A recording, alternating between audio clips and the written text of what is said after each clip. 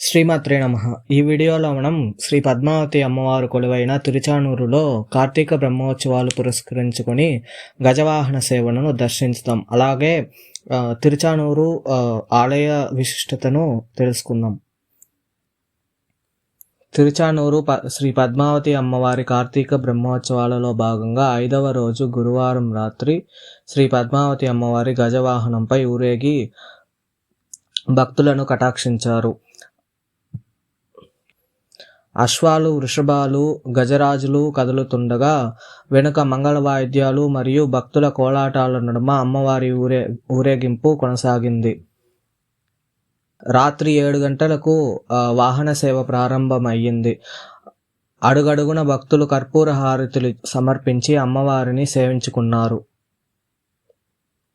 కార్తీక బ్రహ్మోత్సవాలలో 5వ రోజు రాత్రి శ్రీ పద్మావతి దేవి స్వర్ణ గజవాహనంపై విహరిస్తారు. అలమేలు మంగమ్మ వాహన సేవల్లోకి గజవాహన సేవ ప్రత్యేకమైనది. గజం ఐశ్వర్య సూచకం. కలియుగ దైవమైన శ్రీ వెంకటేశ్వర స్వామికి బ్రహ్మోత్సవాలలో గరుడ సేవ ఎంత ముఖ్యమైనదో అలాగే శ్రీవారి దేవేరి అయిన శ్రీ పద్మావతి అమ్మవారికి తిరుచానూరులో గజవాహన సేవ అంత ప్రాముఖ్యత. ఏటా తిరుమలలో జరిగే శ్రీవారి నవరాత్రి బ్రహ్మోత్సవాలు మరియు సాలకట్ల బ్రహ్మోత్సవాలలో మలయప్ప స్వామి వారికి గరుడ సేవ నాడు మూలవర్లకు ధరింపజేసే లక్ష్మీకాసులను అలంకరించి తిరువీధి ఉత్సవం జరపబడుతుంది. అలాగే శ్రీ పద్మావతి అమ్మవారి గజవాహన సేవ రోజు సాక్షాత్ శ్రీ వెంకటేశ్వర స్వామి ధరించిన శ్రీ లక్ష్మీకాసులను తిరుచానూరుకు చేరవేసి అమ్మవారి గజవాహన సేవకి అలంకరణ చేస్తారు. అలాగే రేపటి గరుడ వాహన సేవకు స్వామివారి పాదాలు తిరుచానూరు చేరి అమ్మవారి గరుడ సేవలో అలంకరణ చేసి గరుడ వాహన సేవ జరుపుతారు. వీడియోలో మీరు చూస్తున్నవి కళా ప్రదర్శనలు. వేర్వేరు రాష్ట్రాలు మరియు అక్కడ ప్రసిద్ధమైన నాట్యాలు, సంగీతాలను ఇక్కడ అమ్మవారి మాడవీధులలో భక్తులు ప్రదర్శన చేస్తారు. ఇక మనం అమ్మవారి ఆలయ విశిష్టతను తెలుసుకుందాం. శ్రీ మహాలక్ష్మీ దేవి కొలువై ఉన్న ఊరే తిరుచానూరు. తిరుచాన అనగా శ్రీకాంత, సిరుల తల్లి అయిన సాక్షాత్ శ్రీ మహాలక్ష్మి. లక్ష్మి అనగా లాభం, ప్రయోజనం, సంపద, అభివృద్ధి, క్షేమం, యోగం అని ఋగ్వేదంలో ఉంది. ఆ జగన్మాత కొలువై ఉన్న ఊరే తిరుచాన ఊరు. అదే తిరుచానూరుగా మారింది. చాలా కాలం క్రిందట ఇక్కడ శ్రీ సుఖమహర్షి ఆశ్రమం ఉండేది. ఈ కారణంగా దీన్ని సుకుని ఊరు అనేవారు. కాలక్రమంలో ఆ పేరు శ్రీ సుకునూరు అని పిలువబడింది. ఇప్పుడు తిరుచానూరుగా ప్రసిద్ధిగాంచింది. ఇక మన అందరికీ తెలిసిన కథే. శ్రీ వెంకటేశ్వర స్వామి కలియుగ దైవంగా ఆవిర్భవించడానికి భృగుమహర్షి పరీక్ష వల్ల శ్రీవైకుంఠం నుంచి అలిగి భూలోకానికి దిగివచ్చిన మహాలక్ష్మీదేవి కొల్హాపురంలో మహాలక్ష్మిగా ప్రసిద్ధిగాంచారు. తదుపరి శ్రీవారు భూలోకానికి దిగివచ్చాక మహాలక్ష్మీదేవి కోసం ఇప్పుడు ఆలయమున్న శ్రీ తిరుచానూరు పద్మావతి అమ్మవారి కోనేరు పక్కన స్వామి తపస్సు చేసి ప్రార్థించాడు. స్వామివారి కోరిక మేరకు అమ్మవారు పద్మంలో అలమేలు మంగగా ఆవిష్కరిస్తారు. అలమేలు మంగ అనగా పద్మంపై ప్రకాశించేది అని అర్థం. అందువల్లే పద్మావతి అని కూడా అమ్మవారికి మరో పేరు ఉంది. మహాలక్ష్మి స్వరూపమైన శ్రీ అలమేలు మంగమ్మను వెంకటేశ్వర స్వామి వక్షస్థలంపై వ్యూహలక్ష్మి స్వరూపంగా నిలుపుకొని స్వామి తిరిగి తిరుమల చేరుకున్నారు. ప్రతి శుక్రవారం స్వామి అభిషేకంలో అమ్మవారికి ప్రత్యేక అభిషేకం మరియు అర్చన జరుపుతారు. తిరుమల శ్రీవారు కొలువై ఉన్న ఆలయాన్ని ఆనంద నిలయం మరియు శ్రీ అలమేలు మంగమ్మ కొలువై ఉన్న తిరుచానూరు ఆలయాన్ని శాంతి నిలయంగా పిలుస్తారు. అలమేలు మంగమ్మ అర్చామూర్తిగా కొలువై ఆరాధింపబడుతున్న వల్ల తిరుచానూరు క్షేత్రం అలమేలు మంగపట్నంగా ప్రసిద్ధిగాంచింది. ఇది ఆలయ స్థల పురాణం.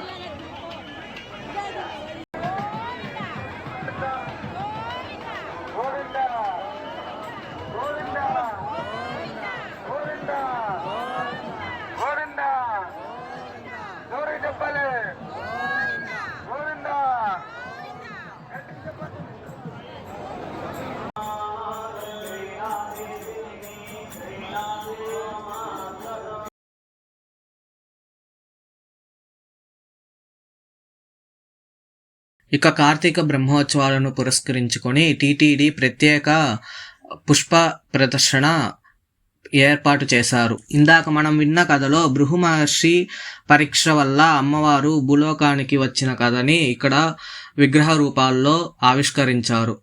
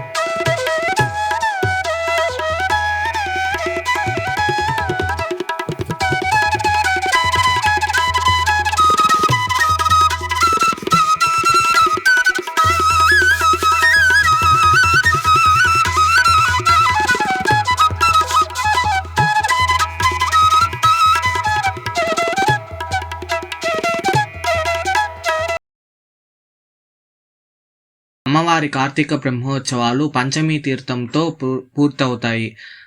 అందరూ తప్పక వీక్షించి ధరించండి. ధన్యవాదాలు.